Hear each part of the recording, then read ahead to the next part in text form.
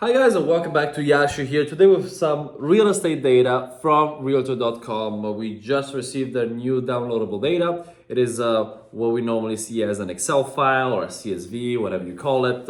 And it has some really detailed data about the situation of today compared to the past couple of years. And it is updated on a weekly basis. So really nice to look at. It is a little different than other companies because of course every company has some variance in the data that they look at. However, it gives you a different idea. I gotta say that this one here has the most positive data that I've seen in a while, and we're gonna see why. If you like what I'm doing, please like and subscribe. And if you have some other data points that you want me to use, please let me know. I might use them on the next couple of videos. Let's hit record here. And right here we have the latest realtor.com downloadable CSV dataset. The latest week is from the 25th of February, so pretty recent. We're talking about 2 weeks ago. And what we can see is that the median price compared to February 25th of last year is still up by 7%. The active listing count is 67% higher than last year, it makes sense, and we'll get into it in a very bit. Median days on the market is up 46% compared to February last year. So the houses are on average more on the market compared to last year. New listing counts, so the amount of new homes that are landing on the market every single month, or in this case, every single week, is down by 15% compared to February of last year. New listing share is down, price reduced. The amount of houses compared to last year that had a reduction in price increased 145%. So if two houses, decreased. If two houses decreased prices in February 2022, this year it's 5 houses. That's what this means.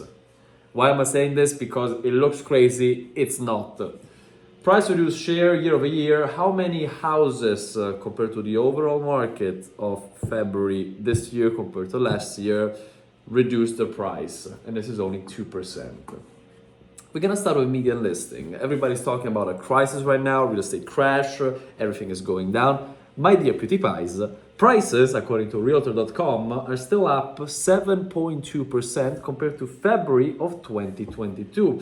Also to add that for the first time in a couple of weeks, right here, a couple of weeks ago we saw a downtrend in price increases. So that increase in prices was declining, was slowing down. People were starting to think that we might be in negative territory that we will get in 2023 with prices that are lower than 2022. Well, for the first time in a couple of weeks, we saw again an uptrend from 6.5% of the week before the 25th to 7.2%.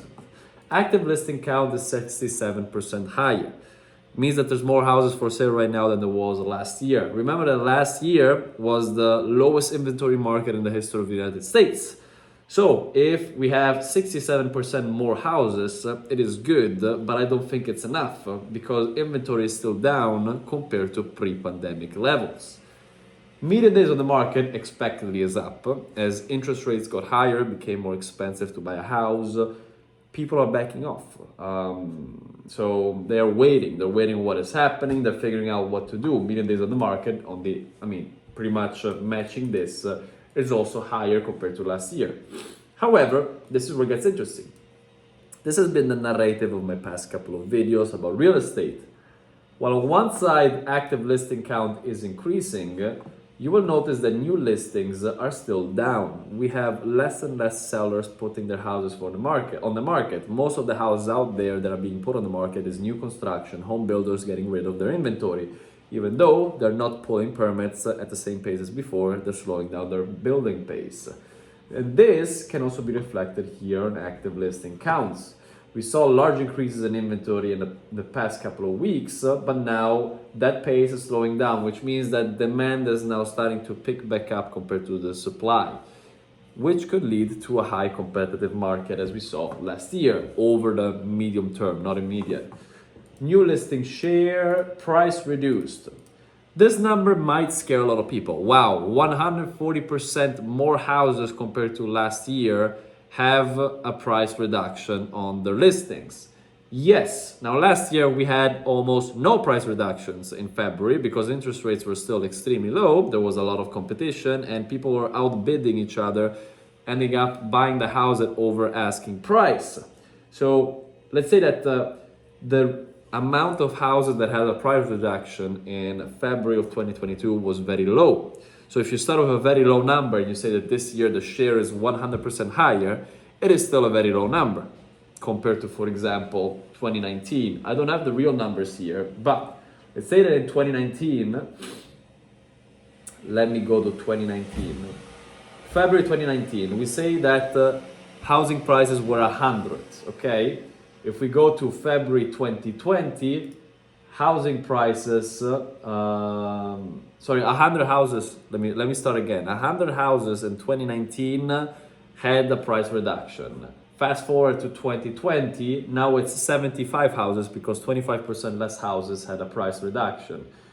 So 75, fast forward to 2021, February, right here, February 2021, and 64% had a price reduction. So we went from 75 to, let's do 50%, 35, 36, 37. So now 37 houses had a price reduction. Fast forward today, yes, we see, actually fast forward to, wow, this is bad. Fast forward to 35, from 35 in 2021, 2022, now it is 32. I'm gonna do 10% to keep it simple. Fast forward today, if we increase 32 145%, we're gonna be around 70 something. So we're still under pre-pandemic levels of the amount of houses that have a price reduction.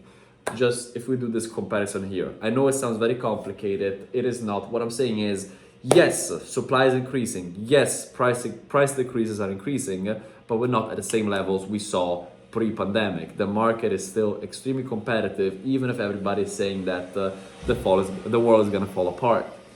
With that said, data is looking very well. We can do the same comparison also with supply, and this is very important. This is showing you how supply is still extremely low. We're gonna start with 2019, and we're gonna use a fictional number, 100 houses. If in 2019 we had 100 houses for sale, in 2020, those 100 houses became 83 because supply dropped 70%. In 2021, those houses, we said 83, right? 83. In 2021, those 83 houses dropped to a total supply of 42. In 2022, the supply went from 42 to 38. If we now saw an increase of 67%, we are around 38, we're gonna add another 20, 58, 60. So if in 2019 supply was 100, supply today is 60. So it is higher than last year, but it is still 40% lower than 2019. This is to let you understand how low inventory is compared to how many people need a house. Many people cannot afford one, but many people need a house. Many people are also sacrificing a little bit more money to get into a house than continuing with renting because rent is eating up their, let's say, possibilities to build freedom, finances, build some equity, create some wealth.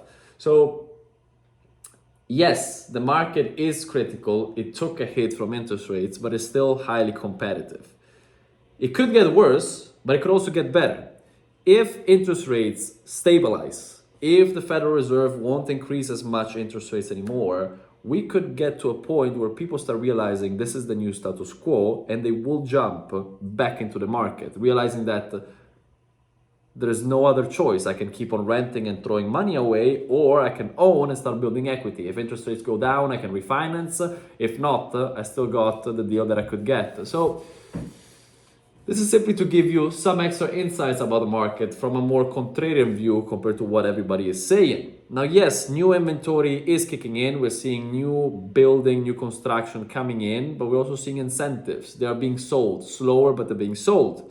And once those houses are sold, and we will see the new pace of construction, which is slower, kicking in, the problem of supply could become even worse because current owners are not selling, we have less construction, and this, let's say, supply squeeze will become worse and worse and worse. Guys, this is all for now. I don't want to go deeper than this. I don't want to confuse you. Thank you for watching. If you like what I'm doing, please like and subscribe. Ciao.